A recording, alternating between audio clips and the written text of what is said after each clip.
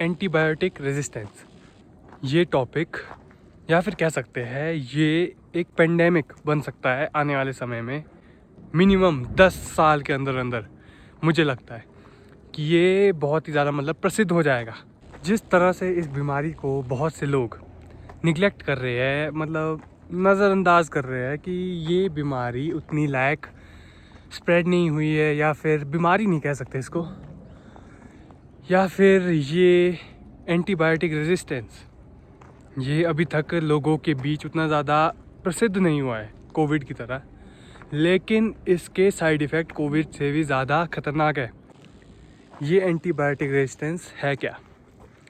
तो सबसे पहले ये ध्यान दे दो कि जो बैक्टीरिया या फिर जर्म्स या वायरल इन्फेक्शन, कोई सा भी बाहर का तत्व जो तुम्हें बीमारी फैलाता है अपने शरीर में, वो अगर सही समय पे सही टाइम पे अच्छे तरीके से मारा ना जाए, या फिर बैक्टीरिया अच्छे से ख़त्म नहीं हुआ आपके शरीर से, तब वो अपने आप को आपके शरीर के अंदर की एंटीबायोटिक्स के हिसाब से अपने आप को डेवलप या फिर कह सकते हैं इवॉल्व कर सकता है।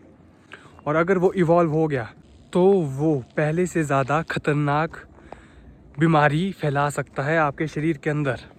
और अगर वो एक बार अच्छे से इवॉल्व हो गया, उसके बाद अगर आप सेम दवाई उसी डोज में अपने अंदर लोगे, कोई फ़ायदा नहीं होगा। बीमारी वैसी की वैसी रहेगी और बैक्टीरिया को कुछ नुकसान नहीं होगा।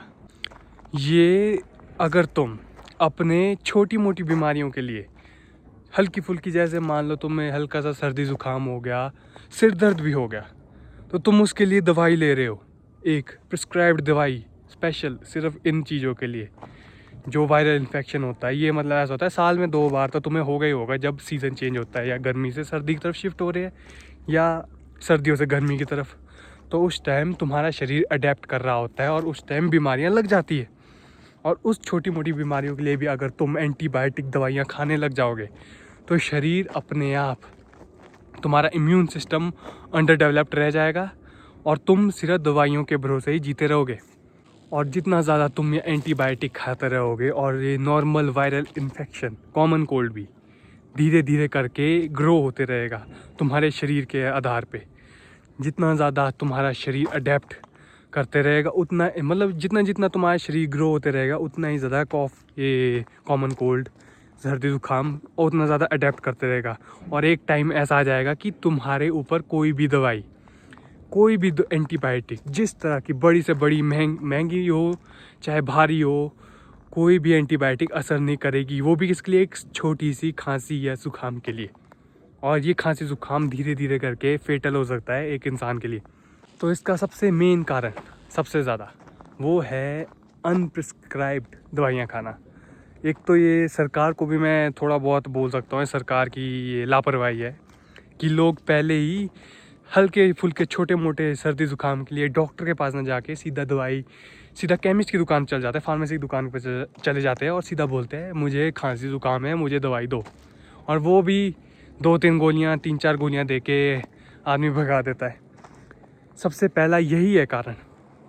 दूसरा कारण, हर छोटी प्रॉब्लम के लिए पैरासीटामोल, हर छोटी चीज़ के लिए, सिर दर्द है, कुछ भी है, पैरासीटामोल खा लो, एक दवाई खा लो। पेट की दर्द है, दवाई खा लो।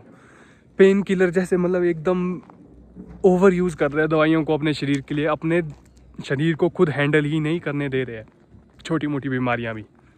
अब ये तो हो गए कारण, लेकिन अब जो इतनी लापरवाही कर ही दी है तो इसकी भरपाई कैसे करें? सबसे पहली चीज़, अगर सर्दी ज़ुकाम हो रहा है, हो सके जितना हो सके नेचुरल चीज़ें यूज़ करो। अगर काढ़ा हो सके काढ़ा पी लो, सर्दी ज़ुकाम है काढ़ा पी लो।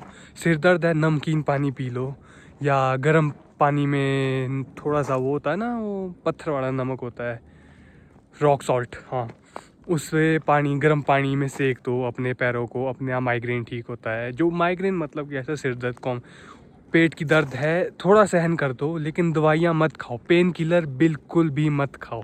तो ये एंटीबायोटिक्स एकदम कोई भी बीमारी हो एकदम टॉफ़ी की तरह पकड़ा देता है। ले, जो भी 10 तरह की बीमारी है, चाहे जितनी छोटी से छोटी हो चाहे जितनी बड़ी से बड़ी हो, एक पैरासीटामोल, एक एंटीबायोटिक की दवाई, ले, बस ऐसे टॉफ़ी की तरह बांटते रहते हैं केमिस्ट वाले। और ये क्या बोलूँ मैं, बिना दिमाग वाले लोग ले भी लेते हैं। हो सके अगर डॉक्टर के पास चेक कराओ। अगर डॉक्टर तुम्हें खुद दवाइयाँ दे रहा है, वैसे डॉक्टरों का काम ही यही होता है कि तुम्हें दवाइयाँ दे। अगर दवाइयाँ दे रहा है तो उससे पूरा जो तुम्हारा होता है ना, जो तुम्हें प्रिस्क्राइब किया हुआ है कि ये दवाई इतने टाइम दिन में 2 टाइम खानी है और कब तक खानी है, ये भी बता देते हैं डॉक्टर अगर बताएंगे नहीं पूछना कि कब तक खानी है। अगर तुम्हें लगता है कि तुम्हारी बीमारी 2 दिन के अंदर, तुमने 2 दिन दवाइयाँ खाई, 2 दिन के बाद तुम्हें ऐसा लगता है ओह ठीक हो गया है, अब गले में खराश जैसी नहीं है, नाक नहीं बह रही है, ज़ुकाम नहीं है, नाक बंद नहीं है, तो इसका मतलब ये नहीं है तुमने कि तुम आगे दवाइयाँ खाना छोड़ दो। अगर तुम्हें 5 दिन बोला है डॉक्टर ने कि 5 दिन दवाइयाँ खानी है और तुम 2 दिन के अंदर अंदर ठीक हो रहे हो, तो इसका मतलब ये नहीं है कि तीसरे दिन के लिए तुमने दवाइयाँ बिल्कुल नहीं खानी है। हो सके पूरे 5 दिन का कोर्स पूरा करो, क्योंकि बैक्टीरिया और तुम्हारे शरीर के अंदर ज़िंदा रह सकता है, और अगर वो ज़िंदा रह गया वो अडेप्ट करेगा और अगली बार फिर से बहुत ही मतलब इवॉल्व होके आ जाएगा। अगर वो इवॉल्व होके आ गया तो तुम्हारे जो पुरानी दवाइयाँ हैं जो तुमने खाई थी या तुम्हें प्रिस्क्राइब की थी, वो दवाइयाँ काम नहीं कर सकती फिर उसके लिए अलग से या मतलब महंगे डोज वाली दवाइयाँ। और इसे बिल्कुल भी मजाक में मत लेना कि एंटीबायोटिक रेजिस्टेंस तो साल लेता है, 3-4 साल 10 साल से खा रहे हैं हमें अभी तक कुछ नहीं हुआ।